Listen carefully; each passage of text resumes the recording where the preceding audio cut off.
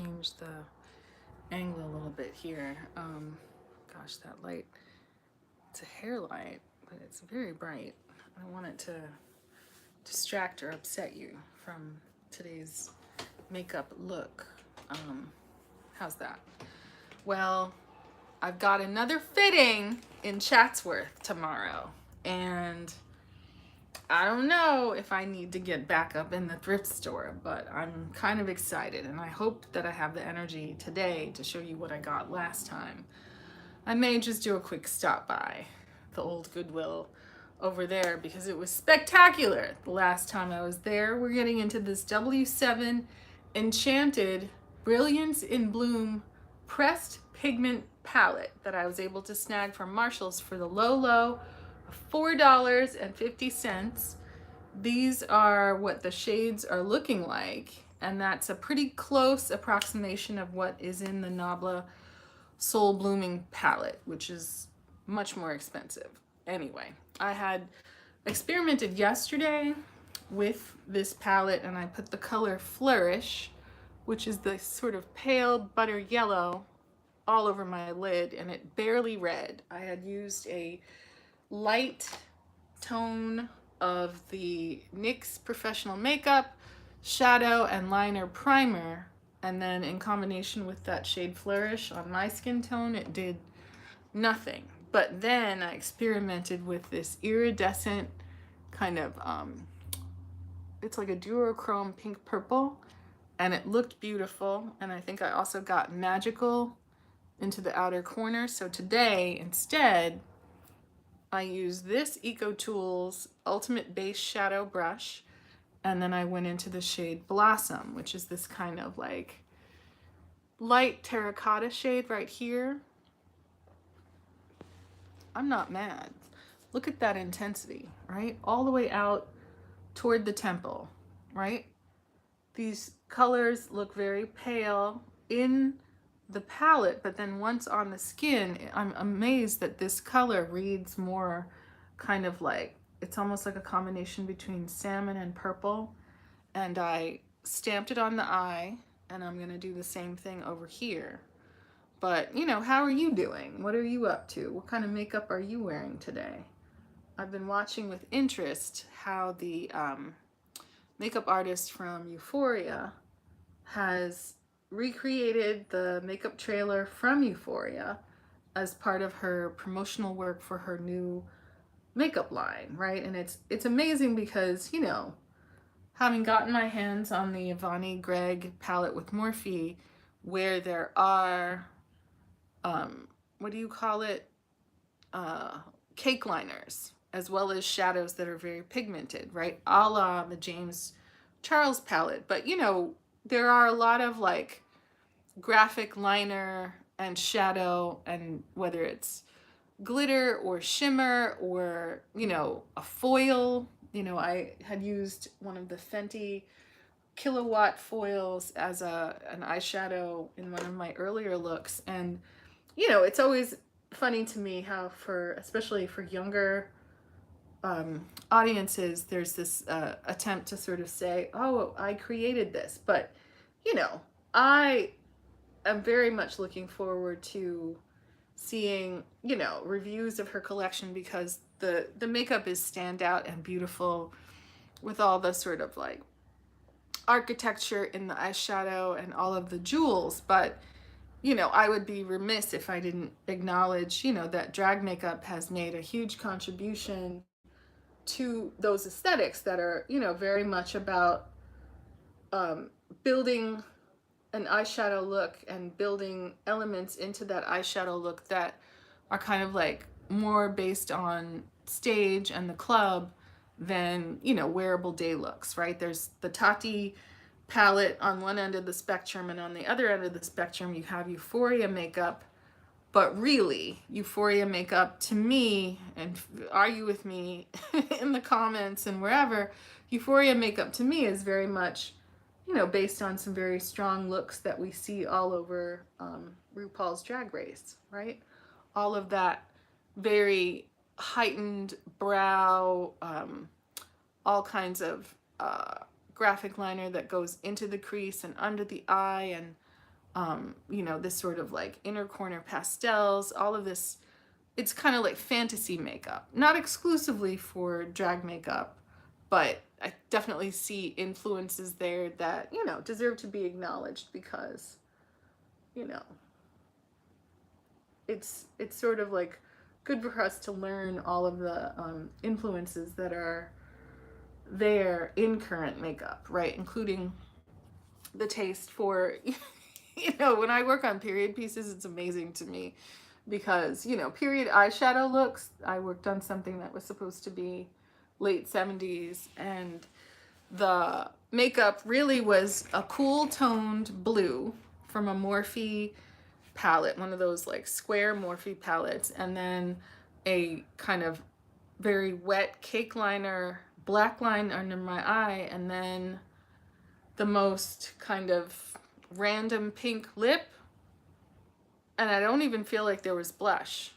Maybe there was, but it was very inconsequential. And that was it. But you know, there are makeup professionals employed to, you know, make sure these looks are historically accurate, but really there really isn't a lot to it. And at that time, you know, there wasn't this kind of consumer availability of elaborate makeup. This is a fine brush, by the way. The Ultimate Base Shadow, it really did allow me to stamp this blossom shade across my lid and then, you know, extend it out into the temple.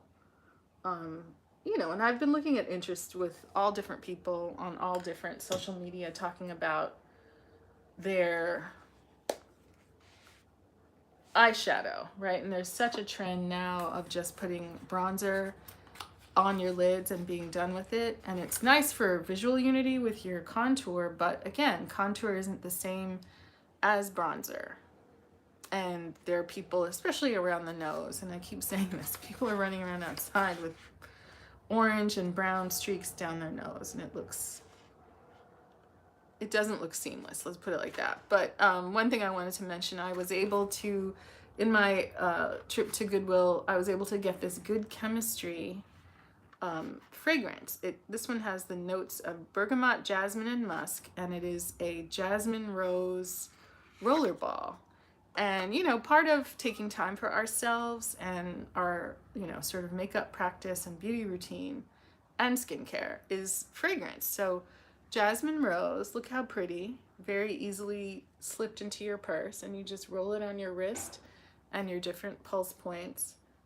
It's not overwhelming. I feel like you could, you know, in your inner elbow, you could get away with wearing this to work, and it's not gonna like smell like you just shut down the nightclub. You know, it smells clean and fresh and pretty, right? So that, you know, when you're up underneath the makeup person, this one is described as delicate and graceful with intriguing personality. And it was really cheap. So, you know, I imagine this company made donations of these products to Goodwill so that they could be sold there.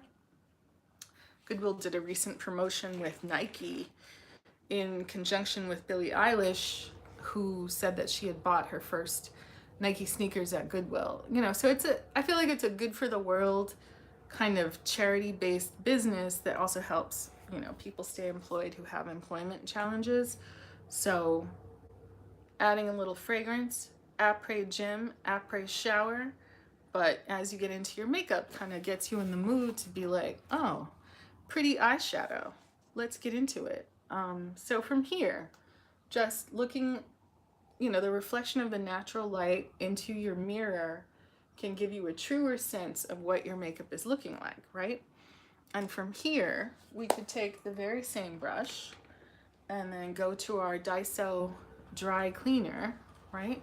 This little scrubber pad, and see if we can clean off this brush. You know, in the field, if we were on set and trying to do our own makeup, we might not have all the brushes in the world, right, that we work through when we're here at the makeup atelier, right? This brush comes from a tiny collection from Eco Tools that includes a brush called the Ultimate Blend, which is a dense, soft brush that you could use for cream foundation, regular foundation, your contour and blush creams, gels, and powders. Probably creams and gels more than powders. And then this brush is Ultimate Conceal, which, you know, they're very interesting in shape. And then they come with their own pouch to stay clean, right? We're going to reuse this brush, but I also had dug out of my set bag.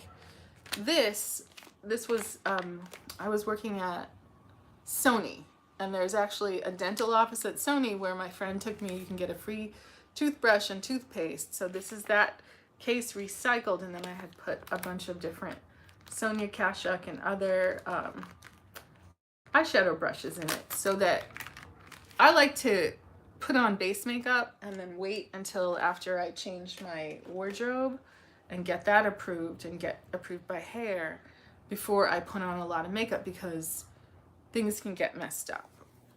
That's one little tip from Set. But if we're using this brush and just looking at the architecture of our eye, this on its own would be pretty. And, you know, in the spirit of the people who just put on some bronzer and that's that, this would be kind of a version of that that's a little bit more berry in tone, right?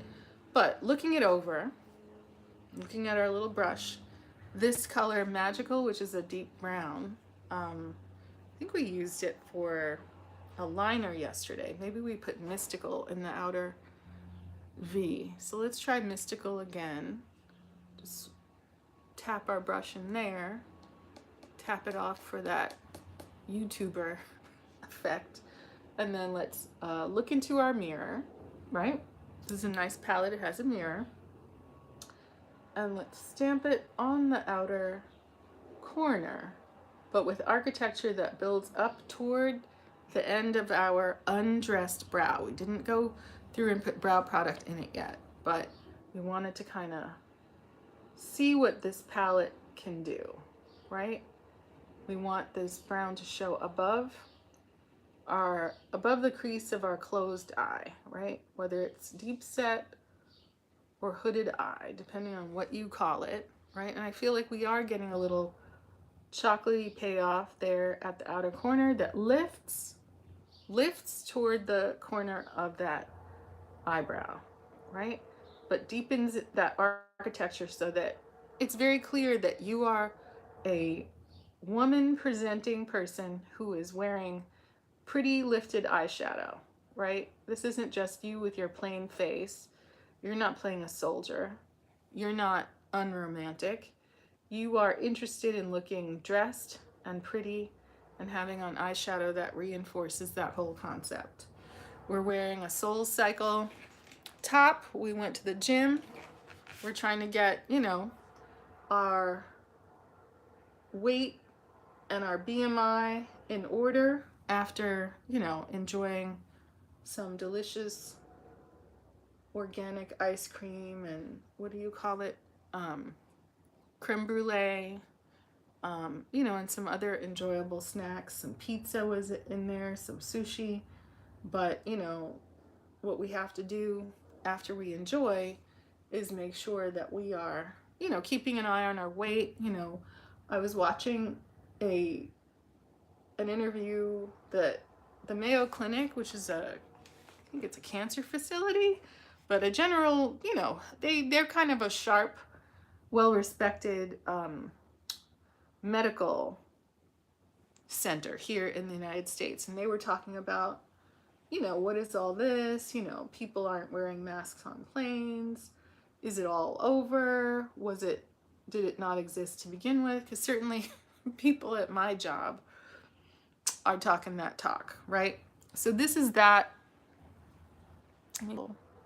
right? But do you see what I'm saying? That's just two shadows, right? That kind of like Blossom, which is a very pretty berry color, and then that chocolatey mystical color on top of it, right? So here, sorry, here and here, right? And then we'll go in the inner corner with some kind of shimmer. Now, You could say, oh, take some micellar water and take that inner corner off to do more of a cut crease. I don't know if we need to do that, but just making sure that our shadows blend and stretch out toward that tail end of our brow, right? That if we were to go in over this shadow with some kind of graphic liner, we could certainly do that and it would look interesting, right? But I feel like those looks, those, kind of swirls and graphic liners are more evening looks, right? I don't really know what high school people are going to in real life where they could wear that kind of stuff, right? Like, the slinky outfits and the far out makeup. It may be a new day, but not a lot of parents go for all that. I mean, yes, you can be a punk. Yes, you could be a scene person, but, there's certainly enough kind of, academically focused schools and places where that kind of thing is, it's not like it's frowned upon, but it's, I went to girls' school for a long time, with Catholic nuns, and it was almost like, well, what is that for? Who is that for? Because you're, 12, 13, 14. What are you trying to do? Like, you're going to sit in a classroom with a bunch of women and girls. So where where is all this makeup, especially at that age? When you're older, you got more privileges, but no one's ever going to cry because they weren't, able to wear graphic liner and sparkles to class. Like, if you're serious about class, you got to get your work done. You can't be playing that game all day. You gotta do other stuff. But, I think it's interesting how television and different projects make it seem like these trends are, for actual teenage girls who have actual teenage girl business to attend to. That's not necessarily the case. That's all I'm saying. A movie is a movie, a TV show is a TV show. It's cool, it's great, but, I think we have to, think about whose gaze that show and its aesthetics represent. And is it a female gaze, right? You watch a show like the L Word Generation Q that has teenage characters and has, grown women characters. It's a different lifestyle, but at the same time, like, women like to be chic, women like to be glamorous, women like makeup, but all that and this and it's a different gaze. That's all I'm trying to suggest. So this is a Morphe M124. I always have ambition to look up what these brushes are for before I use them, but that never works out. I'm very surprised that it's already like 2:30 in the afternoon, but I figured that this is a small cat paw type shape that I can employ to apply. Maybe let's go for a different shimmer today, right? Like, this one is kind of a butter colored shimmer. This one is kind of a white, and this one is a copper. I kind of don't want to add darkness to that inner corner. We did use Captivated yesterday, and that looked quite pretty, but today let's see if we mess ourselves up by going with Ecstasy, which is this kind of white looking shimmer. Ooh, seems very active, even in the palette. But let's see if we can tap that on. And look at us, we haven't done our base makeup yet. So that if there is fallout, and it's feeling like there is fallout, it's not gonna completely mess us up. No, this is reading more like chunky powder on the skin. But let's see if it manages to marry together in a way that will be flattering, right? And if it doesn't work out, certainly we have other palettes. And we also got hold of some ColourPop kind of standalone shimmers. I can't remember what they're called, but, we could try those as well. It's not like the shimmer isn't there, and it isn't quite a pale color. So it's giving us brightness in this area. And I really do like this map for the eyes. I can't lie. I do like this map when I see people do their eyeshadow and they don't add, you know, a bright shimmer in the inner corner, especially if they have my eye shape, I always wonder like, wow, what a missed opportunity for beauty and drama, right? Right? Once you set that in, then you need to think about the blend, right? So it doesn't look like one thing laid on top of the other. We still always have the goal of what John McClane calls seamlessness, right? And I feel that I like my inner corner shimmer to be further out at the top and kind of closer into the inner corner at the bottom, right? Not just a line going down, but kind of reaching out like an eagle's wing, as it were. Have you been watching this news set of news stories about TikTokers in different parts of the world setting forest fires to act as backdrops for their TikTok videos, which I think is a real shame. But I think there's starting to be perhaps accusations, if not prosecutions. So, you know, that's, you know, I understand that they're young and they have ambitions for their channel, but, you know, in modern times, there's all kinds of special effects, there's all kinds of apps that make it unnecessary, even for, you know, mainstream production. You don't actually have to set practical fires. There's fire elements that get used, and there are experts who come in to do that. And, you know, it often works like the eye on a stove. They light it and turn it on and then cut and they turn it off. It's not like some wild, out of control wildfire. But, you know, hopefully people will learn to do better. And I think if you go to my TikTok, you can see, you know, those articles that, you know, kind of came out maybe a day ago. But I'm not unhappy with this. What do you think? I think it looks pretty. I do like how it extends out here.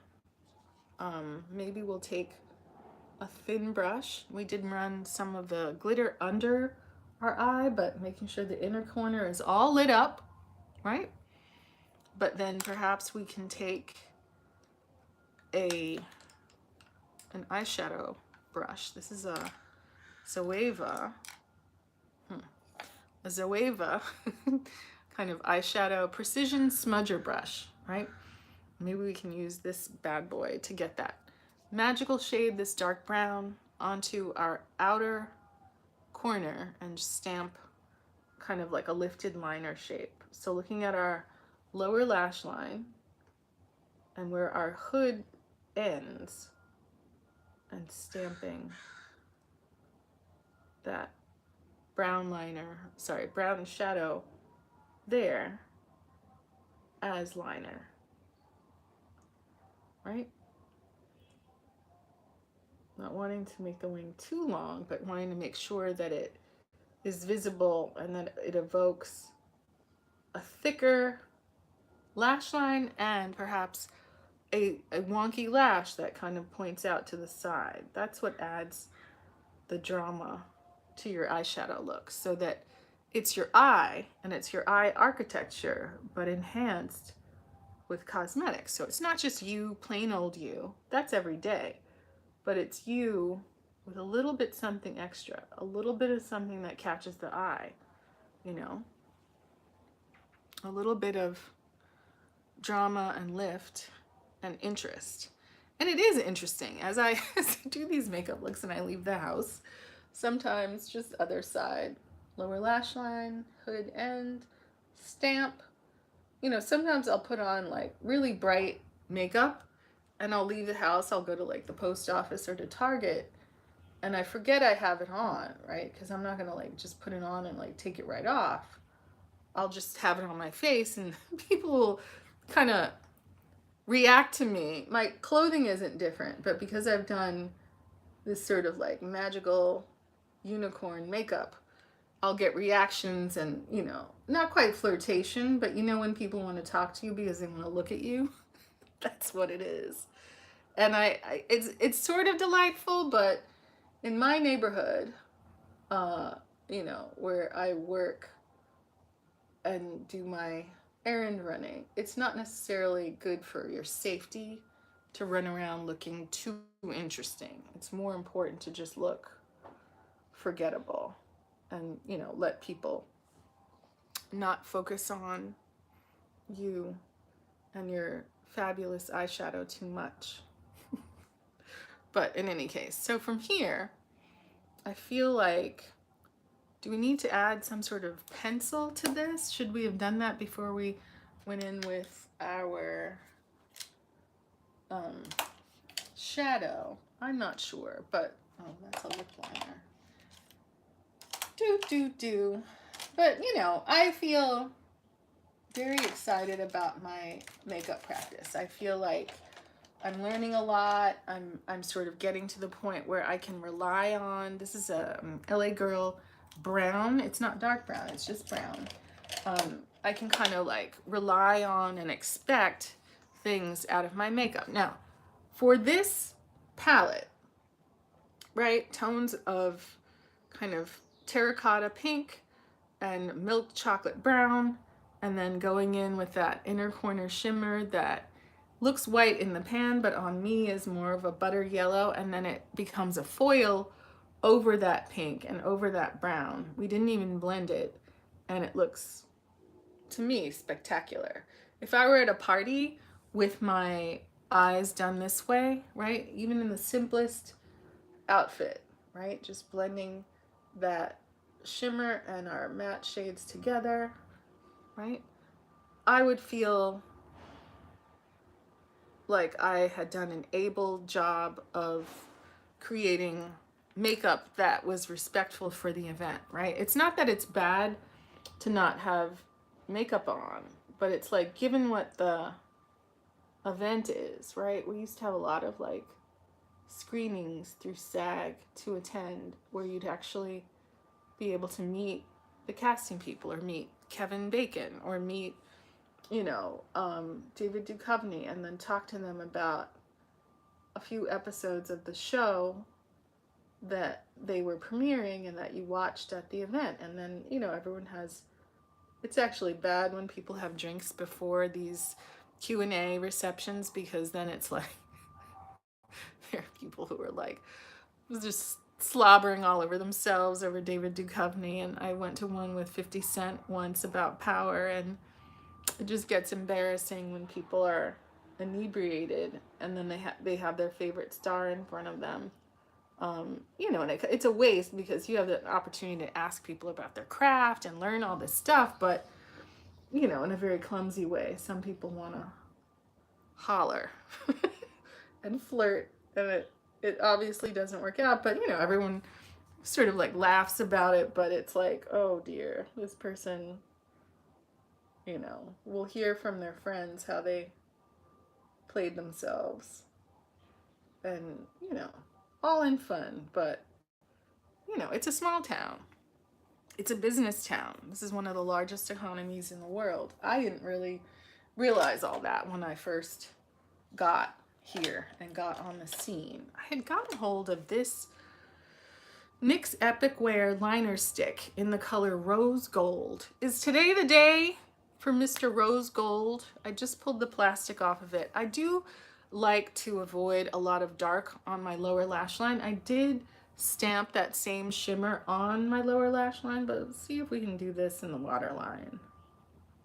You know, some people say white, some people say nude, and that tends to look creepy on me, right? I'm not the palest person in the world, so white often in the waterline on me looks highly suspicious, like I'm in the circus. So for me, gold, rose gold, or bronze shimmer, upper, lower lash line looks very decorative and pretty without being embarrassing.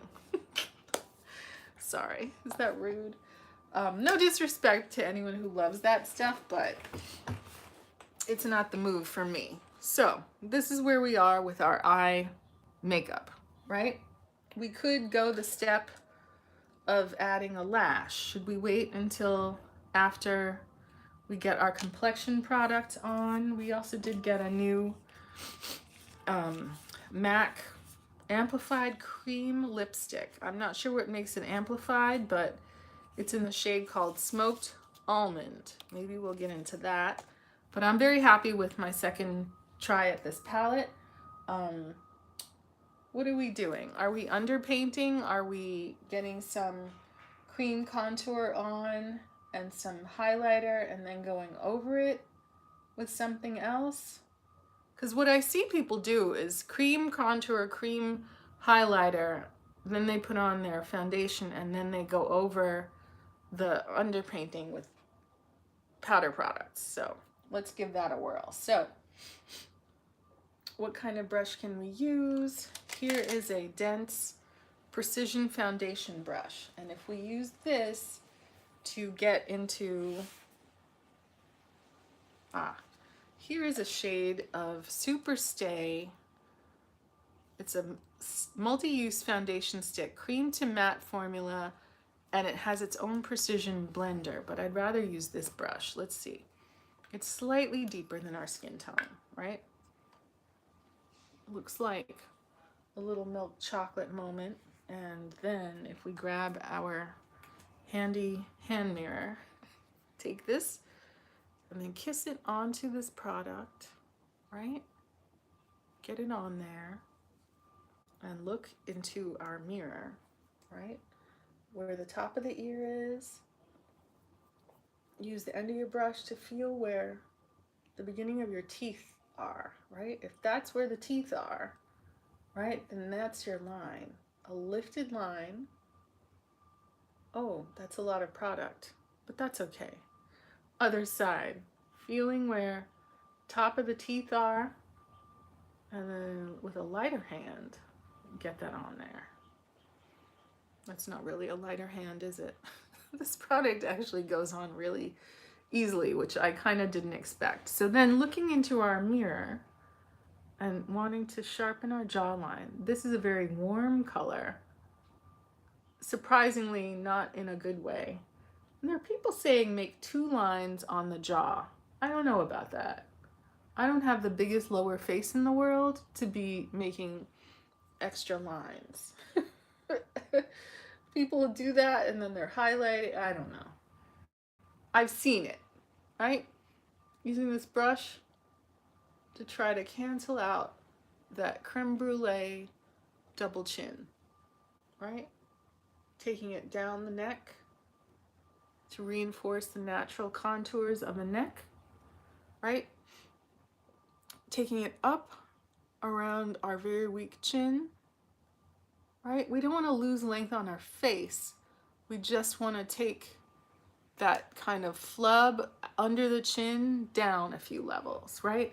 And given how warm this contour shade is, it's a stick foundation for some, and for us, we're using it as contour, right? It's gotten a bit low. And again, it always turns out better on this side, right? But we can use our beauty sponge to compress that line, right? Looking at our forehead, right? And just hugging that forehead upwards of our eyebrow. We haven't put anything on our brows yet, but just using what's left on the brush to shrink our forehead, right?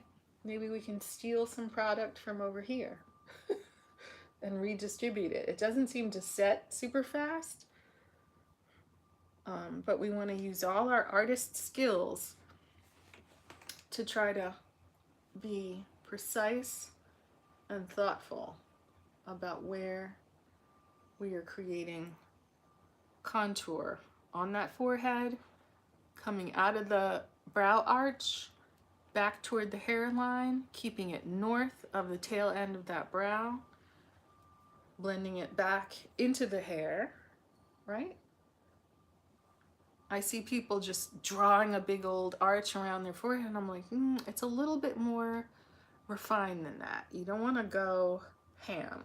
And, you know, those folks on TikTok who are still slopping all kinds of makeup on their face, it again is a very arresting gimmick. I'm not sure what it has to do with how the makeup looks at the end, because there's cuts in the video. I certainly feel very intimidated by all that product, and I've tried it a couple of times and it always was foolishness in my opinion. If they like it, I love it, but for me, when I've tried to like put that much product on my skin, it just looks a mess, and not in a good way. Like, it's just too much. Let's think about contouring the nose. We're always trying to do the thinnest converging lines coming out of the brow on the top of our nose, right? Top of the nose. Stealing product, if we must, on the top of the nose. Right? Blending that upward. This product stays mobile, right? Blending it upward. The product stays mobile. And we're going to go over it with a layer of foundation. So, on the nose, converging lines would thin out that nose. You know, people always say, make a line across to make a button nose. We're doing our best. It's a rather fat brush. But we also have the opportunity to go in later with powder products. Maybe this isn't the darkest possible contour. It certainly is visible though. So just taking a moment to blend those tones along the jaw and down the neck. This isn't the final say, but I think we did a good job on our forehead. We certainly have reinforced the architecture of the face. Now it's time to go in with some kind of concealer. If we go back to our little pouch of brushes and this Ultimate Conceal brush, which is quite tiny, what is the appropriate concealer that we could use to similarly enhance the structure of the face? One of our recycled cups full of concealer. Looking for something pale in color. This is a medium dark. Here is a BH Studio Pro in 113, that's too dark. And this one is 105. I don't know if that one's pale enough. We're underpainting, so we want that brightness. Here we have some kind of stick that we got at Daiso from LA Colors, and it's in the color Fair. Maybe this will do it. It's a creamy texture that might be a little too much texture-wise, but we're gonna give it a whirl and trust the process, right? So we take our little brush and kiss it into the product,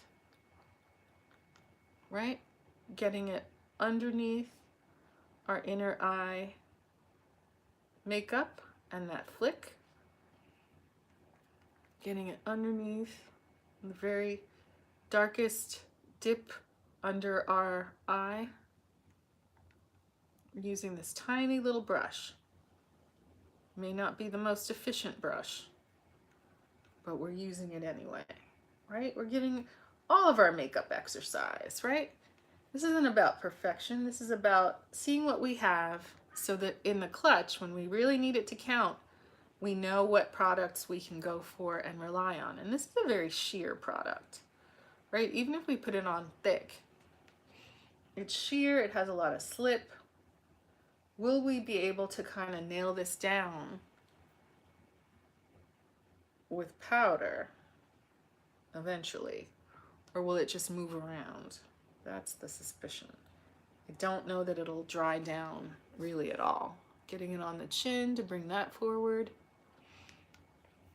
Getting it above the jaw contour. I mean, this brush is so tiny, maybe we should go in thick with the stick itself. So Here we go, risking it all. Just from how sheer this is, right? So we highlight the jaw like that, and then we highlight the jaw like that, right? Sharpening up that contour, right? Sharpening up that contour, making sure we're still angled, we're still contoured, right? Taking it from under the lip, up, under the lip, up. Dramatic. Cupid's bow, right? Down the center of the nose. I mean, part of me feels like powdering these cream products before we go in with foundation, but I don't know if we should do that, right? If that's our Kim Kardashian style of lifted concealer, right? Bright temple, right? We're not trying to contour that temple and make it dark. We want some volume there. We want the dark areas to recede and the bright areas to pop forward or pop out and kind of give us what we need face shape wise. We're not changing our face, we're streamlining our face, streamlining our nose, right? Streamlining. And then we can use a beauty sponge or our finger to tap that out, right? More on the chin, just to enhance the volume in that chin. Anastasia of Beverly Hills talks about, you know, your face is basically thirds, right? I'm not terrible with the symmetry side to side, but I feel like less face than maybe some other people. Like they have more lower face. You know, when you see people contouring to decrease the length of their chin, I have the opposite problem, right? So here's our big fat messed up beauty blender, because we really don't want to mess up our Pride beauty blender. It's so cute. But looking at this, right? This seems to be very visible. I don't know that we should go in with foundation on it unblended. So using the very tip of this beauty sponge, right? Very precisely, just blending it in so it's not so screaming at the top of its lungs. We want it to look a little bit more realistic. Not take it away. We still want to cancel out those nostrils, brighten up that under eye, right? But we're not looking to pile on and let live a whole bunch of product for no good reason. We want to have smart layers of makeup that frames our beautiful eyeshadow, right?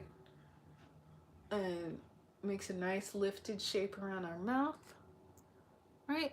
I heard some drag makeup people talking about there should be a bright kind of triangle in the middle of your face, right? That forehead, that bright inner eye, the top of that cheekbone, the nose, right? All around that nostril. Screening down these bright, I don't know, you call this part. It's above the jaw and below the cheekbone, right? And that just lets us get our cheekbone looking the way we want it to, right? If your contour goes too low, you can use concealer to lift it back up. If your chin is too white, just a very gentle tap can get it to the point where you want it bright. Oh yes, you want that forehead bright too, but you don't want it to be like you looking like an idiot, right? You never want to have someone think that your makeup looks idiotic. I think maybe we took off a little too much. I haven't really used this product so much because I kind of felt unhappy with the way it would crease. But, you know, today what I like about it is that it's giving equal weight of highlight to that somewhat darker contour shade. And I'm just concerned that it read through our foundation, right? We also do have the option to put foundation on that is powder, right? So would a powder foundation over something like this set what is essentially grease paint? Interesting. It's not the hottest day today, but certainly we do have a lot of days that are hot. This product has paraffin and mineral oil in it, and wax. So the color comes out good, but just in terms of like how you manage a product like this, how do you, if you go in with a liquid over this and then set it, I feel like there's a high probability that it's just gonna slip and wander around your face. I don't even know if I put on primer. I don't remember. I don't think I did. So, you know, that might be just pinching this to make it as thin as possible to keep that thin, pale line up the center of the nose, right? Just tapping out any craziness. But do you see what I'm saying? See how good this looks? Do you see how much better I'm getting at my makeup? I hope you can appreciate, you know, how far I've come, because there were definitely, if you look back in my collection of videos, you know, there's just something about the seriousness with which you approach makeup, right? That you do it all the way through. When it goes left, or you get things on your face without setting it, or you get it on your face. I mean, there's people who say setting spray between every step of your makeup, and I don't know that I believe that. So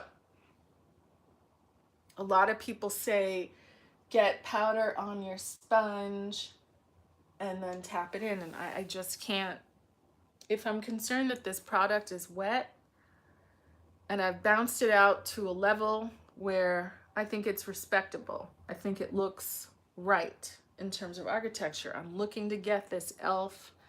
Camo powder foundation in the shade Warm Light 240 on top of it, right? Is this a brush situation? Because it comes with this spongy puff, and I think that might be just a little too much, right? I feel more like going in with something of a powder brush. This is precision powder.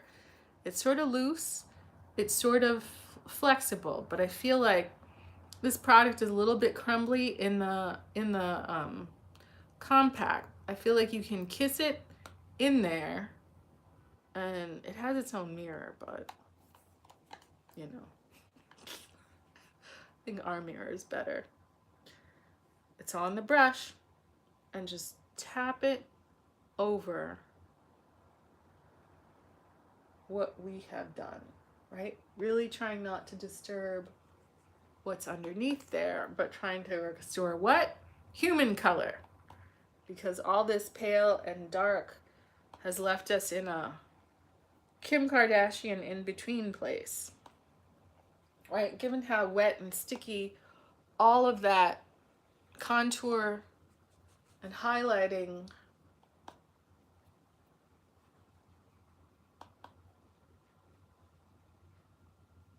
cream products were, right? Are we in a better place with this powder foundation? Have we gotten tan and now this color is too pale for us? We still do see the contour peeping through. Maybe that's the point, that we're a little too pale. Well, this shade is a little too pale for our tanned face, right? It's better than it was, but it's not perfect yet. Luckily, we have a darker shade of this powder. How about that? How about that for some slick makeup wannabe guru? This is the e.l.f. Camo powder foundation in what? Medium. 330? Yes. The other one was light 240. Now, these numbers suggest that there are other numbers, but these were the only, I think there were only 3 available at my local Target. Same brush, right? We're looking a little pale. We're looking a little like, what is that movie? Black Swan? We don't want that. We want what? Human color, right? The texture isn't bad. We still see the contour. But let's see if one little kiss of this and maybe some bronzer from our friend Avani Gregg can get us looking right. When we tried this before, it was too dark. Same brush, taking all the little crumbles. This product comes out really easily, and that's a plus because you're not wanting to disturb what is underneath the powder, right? You're just wanting to get from that ghost, I'm an extra in the Thriller video color back to what for us is human color, right? We're wanting to set off that spectacular eyeshadow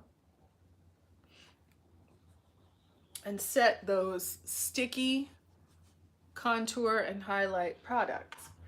So this is definitely better, right? Being thoughtful about how many layers of product we put on our face and not wanting to go too crazy, sticking on a lot of different things for no good reason, but I feel like this has landed us in a good place. Now, if from here we add bronzer and blush and then a lip, I feel like we will have done a very able job of setting in all these products, right? That inner corner flick is still there. That contour is still peeping through. On the neck, under the chin, have we canceled out the tiramisu and premium yogurt that we enjoy so much?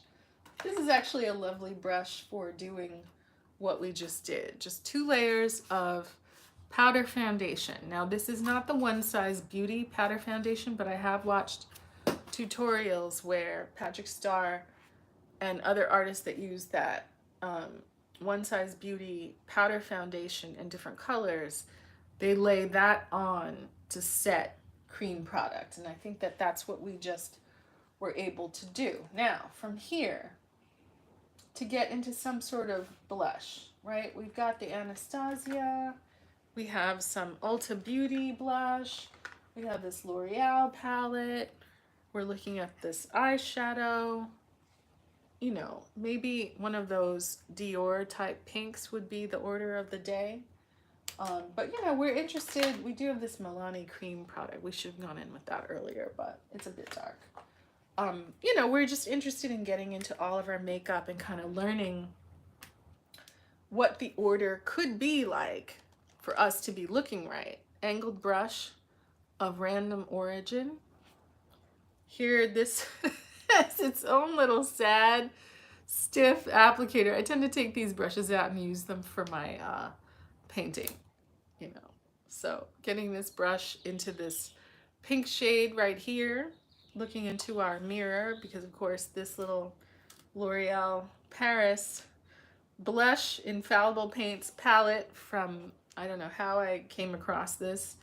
It of course doesn't have, maybe we should try the palest pink shade. I have been listening to people talk about brightening blush closer to the eye and then a darker blush outside. So this may or may not read, right? Got it on the brush.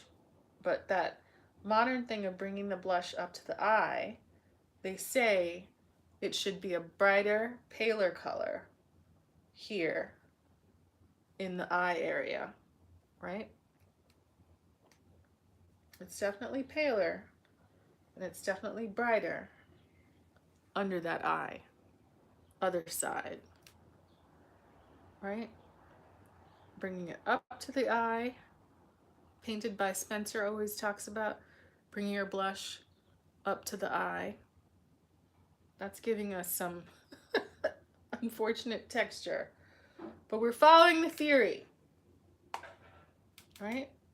Bringing that out toward the cheekbone, and now we can switch to this brighter shade here on the end, which is more of a pinky pink, right?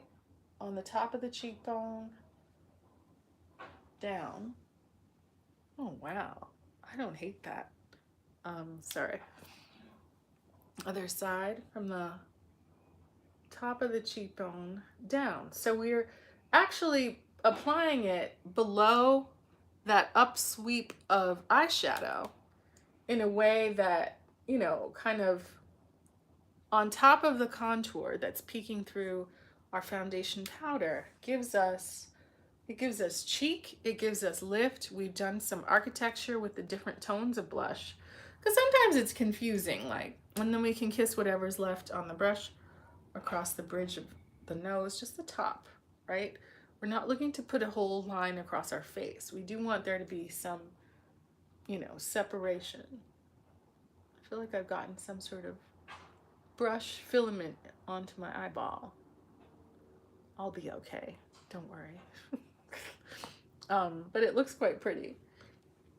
You could take a little bit and put it just below your forehead contour, right? As if the sun has kissed you on the forehead. This is not the most pigmented blush, but it really does give a pretty payoff, and then we can color in that bright chin, right? And it's just balancing out the hotness of that shadow, right? It's looking a bit powdery, but we can even solve that by perspiring or spraying on some kind of setting spray, as it were. Not unhappy with that.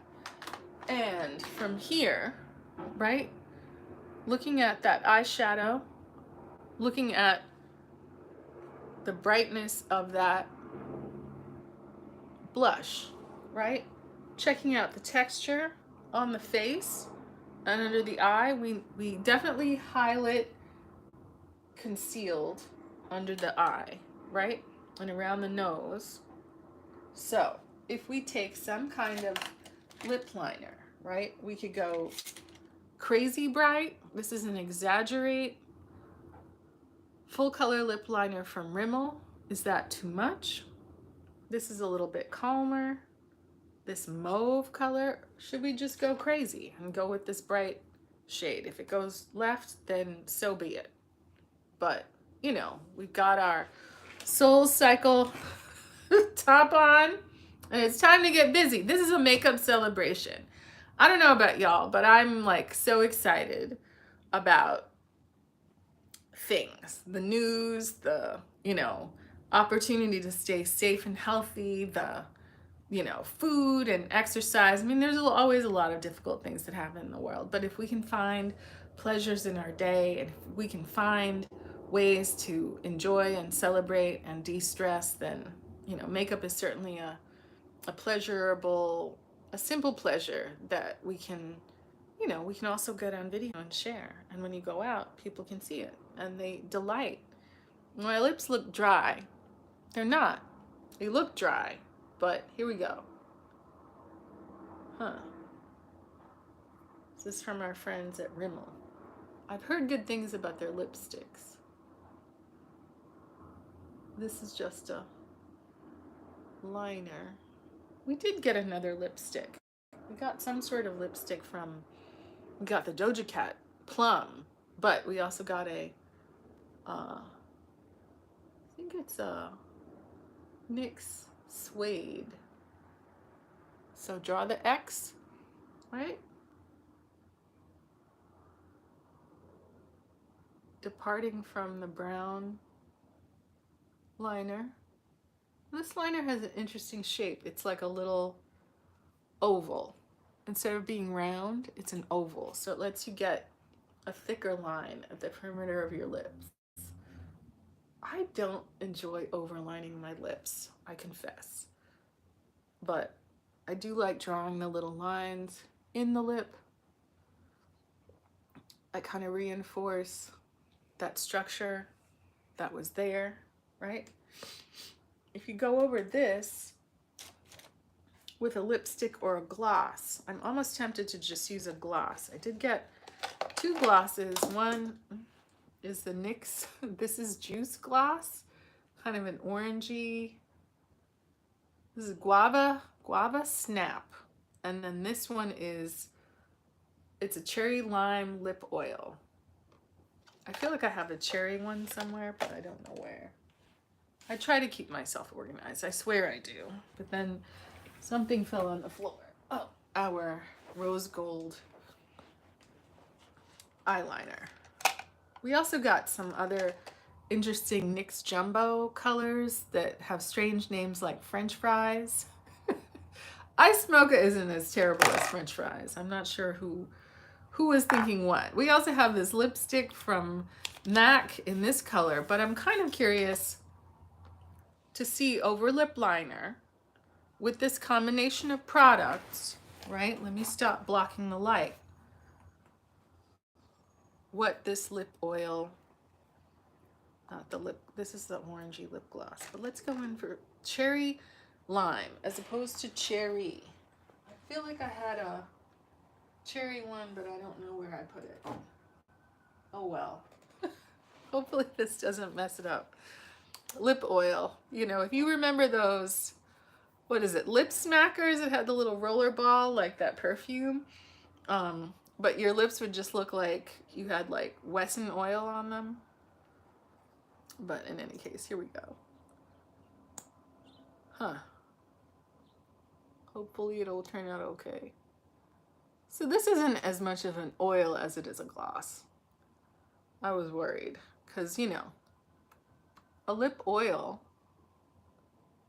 could, you know, get warm and just drip down your chin. I think it looks like oil, but it doesn't seem as oil as the name would suggest. Now,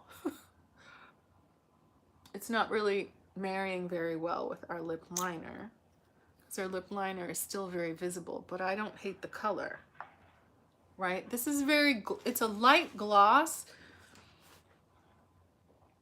The texture, as opposed to a NYX Butter Gloss, it's more substantial, but it feels more like glycerin on the lips than it does like oil. I'm just going to use my real finger. I could use the end of a brush. Let's do that. So this is our Ultimate Base Shadow brush, and just marry that liner into this quote lip oil. It says lip oil. I don't believe it. I just feel like it's lip gloss. Cherry lime. It has the vaguest scent of like fruit punch. I'm not unhappy. I'm not unhappy with the color. I feel like this lip liner was an aggressive choice, but I mean, payoff wise, not overlining. Look how pretty. You know, if I was going out for the evening, if I was on a first date or something, I would not be unhappy with the way that this looks. I think it's an arresting look. I think that, you know, hopefully the liner is going to keep this lip oil from migrating all over my face, but I almost look like I know how to do makeup. Look at this eyeshadow, right? If I were looking down at a menu on a date and you were looking at this complicated and interesting eyeshadow, right? You'd be like, wow, she's kind of fly. Sorry. I'm just like, huh. This looks rather interesting. I am getting some creasing under my eye, right? I could go in with more powder to try to counteract that.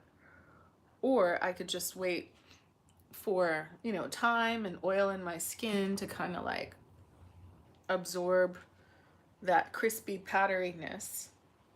But it doesn't look terrible. It's just, that's the architecture of my eyes. So I don't know. I kind of love it. I did use some sort of, I forget the brand. It was some kind of scrub in the shower. It says use daily. I would only use it once a week because it still has that suspicious sodium hydroxide product in it, but I'm seeing like a little kind of exfoliation on my nose, and I'm sure is that product.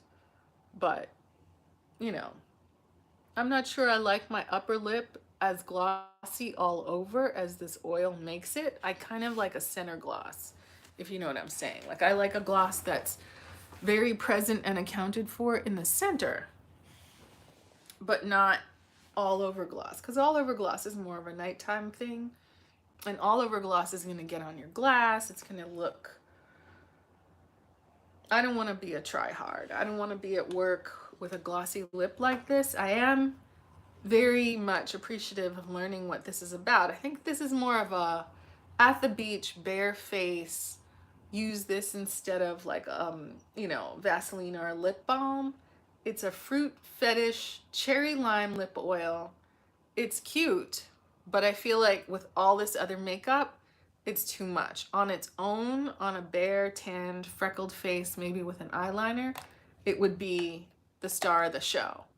On this look, I feel like you've got a few competing stars. This eyeshadow is the star of the show.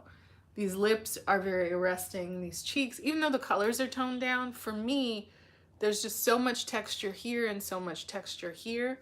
It's almost like if I would kiss this off on the back of my hand, the color could live and be kind of a bright without being so slick and glossy. It makes me want to go to Italy like our friend Kelly Stamps and have some tiramisu with someone from Bumble or Hinge. But, I feel like I'm getting so much better at the placement of my contour, the bright upper jaw, the contour under the jaw. I feel like my blend, just because of the placement of my mirrors, isn't as seamless as I would like it to be, but I feel like placement is good. Placement is good, and I don't know if I drew my foundation powder all the way down the neck as I probably should have, just so that there's not like face color, neck color. It should all be sort of one piece, just like your ears. But check the little earrings, check the little star earrings, because we're all stars in our own right. But yeah, that's today's look. That's another bite at this wonderful palette. I highly recommend it. It's affordable AF, and that's always a plus. I do feel enchanted by it. I feel like the color payoff on the skin is very different than what it looks like inside the palette, and sometimes you're just surprised in a bad way where things look dusty and unflattering, Nika K, or you have tones and shadows like this where the color in marriage with your skin tone are pretty sophisticated, and you would feel proud on the arm of an accomplished romantic partner of whatever gender identity is your favorite of the moment. Pride is coming. We want to have our looks for the Abbey and different, events about health awareness and, using PrEP and, sort of being smart about using dating and hookup apps in a responsible way. And you want to, show up for drinks or protests or fighting for, choice, looking right for the pictures, looking right for the gram, because the better you look, the more convincing you are. The more intentional you look, the better people can hear you. They can hear you and see you, and let me tell you, those pictures and those videos last forever. There's nothing wrong as an American with owning your voice and owning your look and changing it to whatever you want it to be. You can add a lash if you like, but I don't know. I'm not going anywhere. Maybe I'll save the lashes for me doing more than I'm gonna do. I'm gonna try to get into this try-on haul for you and not get this makeup on the clothes. How about that? How long have we been at it? Oh, over an hour. Well, I think you can tell I've been having fun. But thank you for joining me. I'm trying to figure out where I should be looking when I'm doing this, because sometimes I want to look in the camera, but I think that I don't have to, if that makes sense. And I think that this is a very, I don't know, this is a worthy look. I feel like, you know, I didn't try to pile on a lot of product under this eye, but maybe that grease paint was never going to marry with powder in a good way under the eye. But I feel like, you know, the wing isn't too long. The inner corner shimmer looks powerful and intentional. We could also maybe take the same brush and see if we can blend out the edges. But I don't know. I feel like inner corner shimmer should have a nice discernible edge. You know, I don't think you're trying to get rid of it, and it seems to kind of lock down in any case. But you know, where would I be without a bright inner corner as a hooded eye person with big thick eyebrows? I haven't even done anything to my brows, but you know, I'm not unhappy with my brows. I could make them longer, I could brush them up, but they're bushy as could be. So you know, there's nothing wrong with a natural brow, a boy brow, but I feel like, you know, smart eyeshadow placement is, it's just a level of sophistication. Again, from my Harvard Zoom call the other day, I was rather pleased to have, you know, well applied eyeshadow on, right? Maybe I had a lip on, I can't remember, but it wasn't as elaborate, but it was definitely something. And I didn't look like I just got out of the shower, got back from playing racquetball. I looked like, you know, I was going to be on Zoom with lights on, right? Camera ready, right? It's never going to hold you back to be camera ready. It's never going to be a regret of yours. Like, wow, I wish I'd taken less time to put on an earring and do my hair in a simple way, but in a way that, you know, gives a small serve, a small respectable serve, depending on what you're doing, whether it's school or a meeting or, you know, advocacy or whatever you're doing, or an audition, but you want to look intentional. And I think that's what being camera ready is about, like knowing what it is, knowing what you're supposed to play. Tomorrow I have a fitting in the afternoon to be, I think I'm 1970s something about male, shall we say, exotic dancers. So that should be fun. But you know, it always makes me happy that I can keep my hair, you know, natural texture and long, and just do it in a way that is flattering. But you know, the makeup looks could be more